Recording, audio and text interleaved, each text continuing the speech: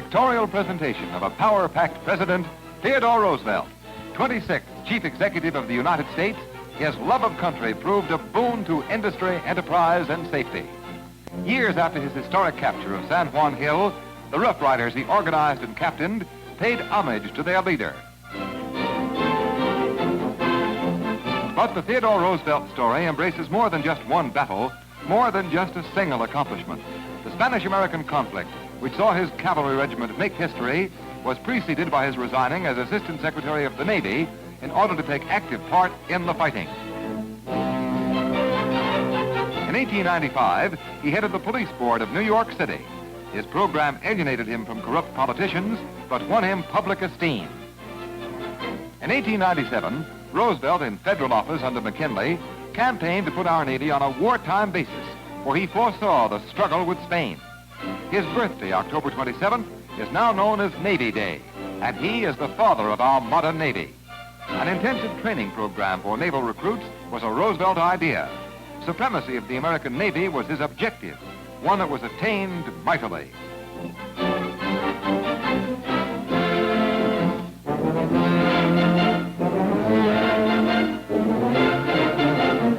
Then in 1901, following our success in the Spanish-American War, he was elected vice president, and the next year after McKinley's assassination, he became president. In 1904, elected president by a tremendous majority, his Rough Riders proudly escorted their leader to the inaugural ceremony.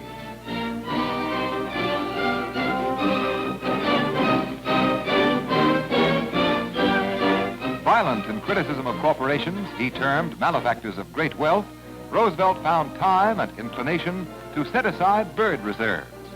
Mingled with his trust-busting activities, the humanity of the man dictated a nod to nature. Forest preserves were created under his direction, and responsibility for the Irrigation Act, which saw hundreds of miles of desert area converted into fertile soil, belonged to the multifaceted Theodore Roosevelt. In 1903, he sent the first cable around the world. But among his greatest accomplishments was the Panama Canal, the vital waterway link between two oceans. It was ironic that his Caribbean policy, which stemmed from the opening of the Peaceways Canal, should have inspired his famous "Speak softly and carry a big stick" watchword. World War I found Teddy Roosevelt pleading for active duty.